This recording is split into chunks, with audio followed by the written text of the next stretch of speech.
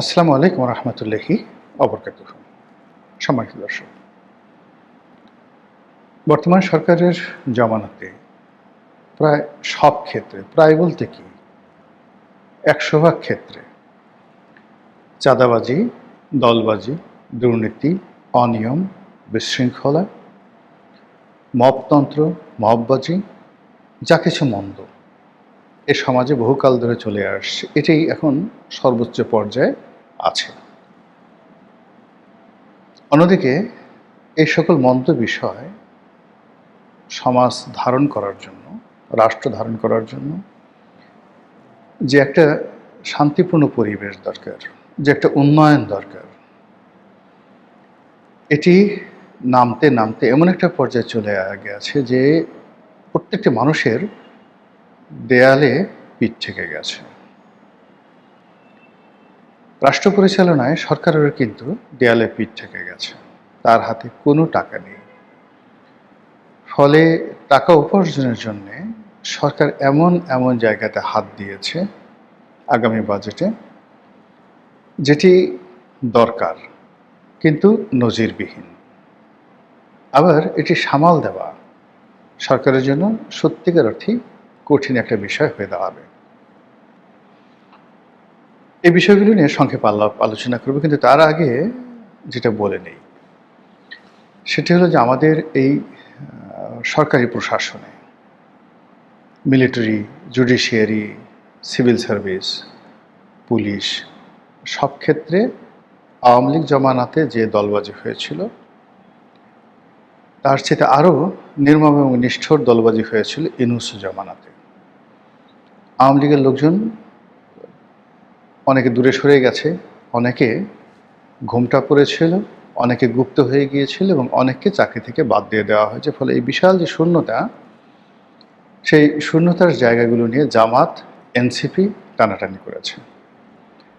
এরপর কিছু কিছু পদ পদবি রীতিমতো যাকে বলা হয় টেন্ডার হয়েছে। এই পদে যাওয়ার জন্য আসলে কে কত যোগ্য, কে কত টাকা দিতে পারে, আর কে কত লবি মেনটেন করতে পারে, এইভাবে অতি আশ্চর্যজনক কিছু নিয়োগ হয়েছে, যেখানে দেখা গেছে যে আওয়ামী লীগ করে, দুর্নীতিবাজ, কিন্তু ক্ষমতায় টিকে গেছে। আবার আওয়ামী লীগ করে না, ভালো কর্মকর্তা, কিন্তু এই যে একটা উত্থান পতন, সেই উত্থান পতনের মধ্যে অনেকে চাকরি থেকে বাদ পড়েছেন। এর ফলে কি হলো, পুরো প্রশাসন যন্ত্রে যে গতি থাকা দরকার, স্বচ্ছতা থাকা দরকার, ধারাবাহিকতা থাকা দরকার এবং জনগণকে সেবা দেওয়ার জন্য রাষ্ট্রযন্ত্র যেভাবে কাজ করবে সেটা একেবারে মুখ থুবড়ে পড়েছে। ফলে যে যত বড়ই গাল ভরা গল্প করুক না কেন, কোনো সরকারি অফিসে গিয়ে জনগণ সেবা পাচ্ছে না। আর জনগণ যখন সেবা পাচ্ছে না, সেখান থেকে সরকারের যে রেভিনিউ কালেকশন, সেটা মারাত্মকভাবে সেখানে অবদমিত হয়েছে। জনরোষ কোন পর্যায়ে পৌঁছে গেছে যে ভ্যাট আদায় করার জন্য কর্মকর্তারা মাঠে যাচ্ছেন। তো এমনি এক কর্মকর্তা গেছেন, যিনি আসলে আসল কর্মকর্তা না, ভুয়া কর্মকর্তা, কিন্তু পাবলিক তাকে ধরে বেদম পিটিয়েছে। এরপরে যেভাবে পুলিশকে টানিয়ে রাখা হয়েছিল, সেইভাবে তাকে টানিয়ে রাখা হয়েছে। মেরে তার গালের যে মানচিত্র, সেই মানচিত্র পাল্টে দেওয়া হয়েছে। সরকার সম্মান বাঁচানোর জন্য বলছে এটি ভুয়া, মানে ভ্যাট কর্মকর্তা। কিন্তু ভুয়া ভ্যাট কর্মকর্তা না হয়ে যদি ওই বাজারে অরিজিনাল ভ্যাট কর্মকর্তা হতো, তাহলে ভ্যাট কর্মকর্তাদের সম্পর্কে জনরোষ যে পর্যায়ে গেছে, পরিস্থিতি এর বাইরে যেত না। এভাবে আয়কর বিভাগ, এভাবে কাস্টমস, এভাবে পুলিশ, সব ক্ষেত্রে যখন মানুষের যে রাগ, ক্রোধ ওই পর্যায়ে চলে আসবে, তখন এই রাষ্ট্র চালানোর ক্ষমতা সরকারের থাকবে না। এই জিনিসগুলো তৈরি হয়েছে মূলত দলবাজির কারণে, শূন্যতার কারণে, এবং এটা ধারাবাহিকভাবে কাউকে দায়ী করা যাবে না। অর্থাৎ অতীতে যারা করেছে, পরবর্তীতে যারা এসেছে, তারা তাদের দলবাজি না কমিয়ে বরং বাড়িয়ে দিয়েছে। আপনাদের মনে আছে যে 2001 থেকে 2006 পর্যন্ত একটি সরকার চলেছিল, বিএনপির সরকার। আজকের দেশে যা কিছু অন্যায় ঠিক ওই সময়টাতে শুরু হয়েছিল। এই যে আন্ডারওয়ার্ল্ড, সেই সময়ের কালা জাহাঙ্গীর, সেই সময়ের অন্য যে সকল, সেই যে ডাকাত শহীদ, তারপরে শেষে ডেভিড, অন্যান্য যারা খুব কুখ্যাত দস্যু এবং কুখ্যাত আন্ডারওয়ার্ল্ডের ডন ছিলেন, তারা নামে বেনামে আবার এই সময় ফিরে এসেছে। যদিও শেখ হাসিনার জমানাতে এই ডনগিরিটা ছিল না, চাঁদাবাজি ছিল, কিন্তু সংঘবদ্ধ সিন্ডিকেটের মাধ্যমে ডনগিরি ছিল না, এই ডনগিরি চলে এসেছে। ওই সময়টাতে প্রথম ব্যাংক পাড়াতে একজন বাকের নামে একজন সেই সিবিআই নেতার তৈরি হয়েছিল। সমস্ত ব্যাংক পাড়াতে তার দাপটে কে এমডি, কে চেয়ারম্যান, কে কি ডাজ নট ম্যাটার, বাকের যা বলবে তাই হবে। সেই বাকের মরে গেছে, কিন্তু এখন হাজার বাকের পুরো আর্থিক খাতে দানব হয়ে দেখা দিয়েছে। কোনো একটা ব্যাংকের হয়তো সিবিআই কর্মকর্তা, সরকারি ব্যাংকের, বা ডিএমডি বা জিএম, যে কোনো একজন রাজনৈতিক পরিচয় নিয়ে ওই সেই এক একটা ব্যাংকের বাকের ভাই হয়ে পুরো আর্থিক খাতকে তছনছ করে দিচ্ছে। এবং সেখানে এই শেখ হাসিনার পতনের পর থেকে ইনুস জামানাতে যে মব হয়েছে, সেই মব এখন আরও বেড়ে গেছে। নিয়োগ, বদলি, প্রমোশন, সব ক্ষেত্রে প্রথমত টাকা, দ্বিতীয়ত অযোগ্যতা, তৃতীয়ত আনুগত্য। এই জিনিসগুলো না থাকলে কোনো কর্মকর্তা সামনে এগোতে পারছেন না পুরো আর্থিক সেক্টরে, ব্যাংক এবং বিমাতে। ফলে যা হওয়ার তাই হচ্ছে। সরকারে যারা মন্ত্রী রয়েছেন, তাদের কারো কথা মানে সামনে যখন আসছে সেটা ট্রল হয়ে আসছে, নেতিবাচক অর্থে আসছে, ঠাট্টা মশকরার জন্য আসছে। কিন্তু সরকারের কথা মানে মন্ত্রী বা এমপি কোনো গুরুত্বপূর্ণ কথা বলেছেন, সেই কথার ব্যাপারে দেশের প্রেস অ্যান্ড মিডিয়া যারা আছেন তাদের দৃষ্টি আকর্ষণ হয়েছে এবং জনগণ তাদের কথা শুনেছে। এরকম সিঙ্গেল ঘটনা গত এই 2 মাসে ঘটেনি। ইনুস জামানাতে যেভাবে প্রেস সেক্রেটারি শফিক সাহেব, আলী রিয়াজ, বদিউল আলম মজুমদার, এই মানুষগুলো কথাবার্তা বলতেন, এগুলোকে মিডিয়ার সামনে আনতো অ্যাজ এ নুইসেন্স হিসেবে, যেন এদের সম্পর্কে মানুষের রাগ হয়, এদের কথা শুনলে মানুষ ক্রোধান্বিত হয় এবং এদের কথা শুনলে লোকজন ইনুস সাহেবের উপর রাগ হয়ে যায়। এই জমানাতেও একই ঘটনা ঘটছে। মন্ত্রী, এমপি থেকে শুরু করে সবার কথাবার্তা এমনভাবে উপস্থাপন করা হচ্ছে মূলধারার গণমাধ্যমে এবং সোশ্যাল মিডিয়াতে, কখনো উলঙ্গভাবে, কখনো খুব ইন্টেলেকচুয়ালি, খুব কৌশলে এদেরকে এমনভাবে তুলে ধরা হচ্ছে যেগুলো আলটিমেটলি ট্রলের শিকার হচ্ছে। এবং সরকার যে একটা বোগাস ভোগ, সরকার যে একটা ফাঁপা বেলুন, তার যে কোনো ক্ষমতা নেই, এবং সরকারের যারা কর্তা ব্যক্তি তারা যে যোগ্যতম নয়, সেই জিনিসগুলো ফুটে উঠেছে। প্রধানমন্ত্রী পদে জনাব তারেক রহমান সাহেব আছেন, কেবলই মাত্র তার কথাবার্তা মিডিয়াতে আসছে,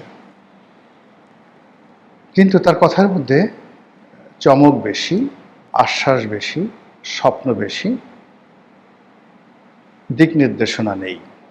আর তার কোনো একটি বক্তব্য টু দি পয়েন্টে as a order, as a royal order, রাজকীয় অর্ডার হিসেবে এটি বাস্তবায়িত হয়েছে, এরকম কোনো নজির নেই। ফলে কি হচ্ছে, তিনিও কিন্তু ট্রলের শিকার হচ্ছেন, প্রচণ্ডভাবে ট্রলের শিকার হচ্ছেন তিনি এবং তার পরিবার। এরপর আমরা চাঁদাবাজির দিকে আসি। সারা ঢাকা শহরে চাঁদাবাজি একটা পুরনো রোগ। এই রোগ এখন রীতিমতো ক্যান্সার রূপে ছড়িয়ে পড়েছে। এই রোগ একই সঙ্গে ক্যান্সার, মরণঘাতী ক্যান্সার। এর থেকে মানে এই চাঁদাবাজরা যদি আপনাকে টার্গেট করে, চাঁদা আপনাকে দিতে হবেই। ক্যান্সার যেভাবে আপনার দেহকে আক্রমণ করে, রেডিয়েশন ছাড়া আপনি কখনো এদেরকে ছাড়াতে পারবেন না। এবং কখনো কখনো দেখা যাচ্ছে যে ক্যান্সার এমনভাবে আপনাকে আক্রমণ করে যে রেডিয়েশন দিলেও কাজ হবে না, আপনি মরে যাবেনই। এভাবে আমাদের সমাজে এখন চাঁদার জন্য সিন্ডিকেট হয়েছে, চাঁদার জন্য লাইসেন্স হচ্ছে, চাঁদার জন্য কার্ড তৈরি হচ্ছে, আইডেন্টি কার্ড তৈরি হচ্ছে, চাঁদাবাজদের গডফাদার তৈরি হচ্ছে, তার সঙ্গে অন্য সবাই জড়িত হয়ে গেছে। পুলিশ থেকে শুরু করে অন্য সরকারি অফিসে যে দলবাজি হচ্ছে, একজন পুলিশ কর্মকর্তা ডিআইজি র্যাঙ্কের, ঢাকার ডিআইজি, তার যে বক্তব্য, সেই বক্তব্য ইতিপূর্বে কখনো এরশাদের আমলে কিংবা আগের বিএনপি আমলে কিংবা শেখ হাসিনার জমানাতে এই ধরনের কথা একেবারে একটা ওসিও বলেনি, একটা কনস্টেবল, এমনকি একটা চৌকিদারও বলেনি। জয় বাংলা, জয় বঙ্গবন্ধু, বাংলাদেশ জিন্দাবাদ, নারায়ে তাকবীর, আল্লাহু আকবার, আমি জামাতের কর্মী ছিলাম, আমি বিএনপির কর্মী ছিলাম, আমি আওয়ামী লীগের কর্মী ছিলাম, এই কথা এই প্রথম একজন ডিআইজি, ধরে নেওয়া হয় তিনি আইজি হবেন, তেয়ার মুখ দিয়ে বের হলো। ইট মিনস তেলবাজি, দলবাজি, এটি এখন এমন একটা পর্যায়ে পৌঁছে গেছে, সবাই মনে করছে এটা করা ছাড়া তাদের ভাগ্যে প্রমোশন জুটবে না, তাদের চাকরি থাকবে না। তাদের মালিক এবং মালিকিন যারা আছেন, প্রভু বা যারা আছেন, বা তাদের যাকে বলা হয় নিজেদেরকে মানে যারা কৃতদাস মনে করেন, সেই কৃতদাসে যারা মাস্টার, সেই মাস্টার যারা আছেন তারা মনে করছেন যে এখানে যোগ্যতা বিষয় না, যে যত পারো তেল মারো, নির্ভয়ে, নিশ্চিন্তে, নির্ভাবনায় যত তেল মারবে তত বেশি সফলতা পাবে। এই 2 মাসে তেলে তেলে সয়লাভ হয়ে গেছে সব কিছু। এরপর আপনি আসেন যে চাঁদাবাজি গেল, তেলবাজি গেল, দলবাজি গেল, এরপর হলো নীতি এবং নৈতিকতা। নীতি এবং নৈতিকতার যে জায়গাগুলো রাষ্ট্রে থাকে, সেই জায়গাগুলো একটিও পুনর্গঠিত হয়নি। দুর্নীতি দমন কমিশন, মানবাধিকার কমিশন থেকে শুরু করে আরও যা কিছু রয়েছে, সংবাদপত্র জগৎ, মানে এই সংবাদপত্র জগতে একটা সময় ধরেন শ্যামল দত্ত, মোজাম্মেল বাবু, ফরজানা রূপা, মুন্নি সাহা, এরকম অনেকে প্রধানমন্ত্রীর দপ্তরে গিয়ে তারা দালালি করতেন এবং এগুলো নিয়ে আমরা ট্রল করতাম। এখন আসলে এমন সব বুড়া বুড়া মানুষ, বয়স্ক মানুষ, এক পা কবরে এক পা বাইরে, সেই মানুষগুলো সাংবাদিকতার নামে এমন সব দালালি করছে, এমন সব ব্যবসা বাণিজ্য করছে, টাকা, ক্ষমতা, নারী, লোভ নিয়ে এমন সব বিশ্রী সব কাণ্ড করছে, এগুলো দেখা যায় না। এবং এদের এই কর্মে পুরো সংবাদপত্র জগতে অভিশাপ অনিবার্য, কোনো সন্দেহ নেই। এত উঁচু পর্যায়ের দালাল আমাদের দেশে কখনো ছিল না। একেবারে যাকে বলা হয় যে মানুষগুলো মানে দালালি করবে, এরকম কল্পনাও 3 মাস আগে যারাদের করা যেত না, এখন তারা দালালি শুধু নয়, মালিকের জুতো চাটা শুধু নয়, মালিককে বলে যে আপনি ওই জুতোয় যত ময়লা লাগাবেন আমার চাটতে তত সুবিধা হবে, এই পর্যায়ে নড়াচড়া করছে। দেশ এবং বিদেশের যে সকল চিহ্নিত দুর্নীতিবাজ সংবাদপত্র জগতের, যাদের কর্মজীবন শুরু হয়েছিল 500 টাকা ঘুষ দিয়ে, যারা চাকরি করতেন বিভিন্ন জায়গাতে, বেতন পেতেন 5,000 টাকা, কিন্তু 50,000 টাকা ঘুষ দুর্নীতি করে বিভিন্ন কোম্পানি থেকে যারা মাসোহারা নিতেন, ধরেন সেই 2001-2 সনে সেই লোকগুলো আবার ফিরে এসেছে প্রত্যেকটা মন্ত্রীর দপ্তরে, প্রধানমন্ত্রীর দপ্তরে, তাদের অবাধ বিচরণ। এবং এই যে ইসলামী ব্যাংকে বা ইসলামী ব্যাংকগুলোতে এখন যা কিছু হচ্ছে, কয়েকটি পত্রিকায় ইতিবাচক নেতিবাচক লেখালেখি হচ্ছে, কেউ এসএলএমের পক্ষে, কেউ এসএলএমের বিপক্ষে।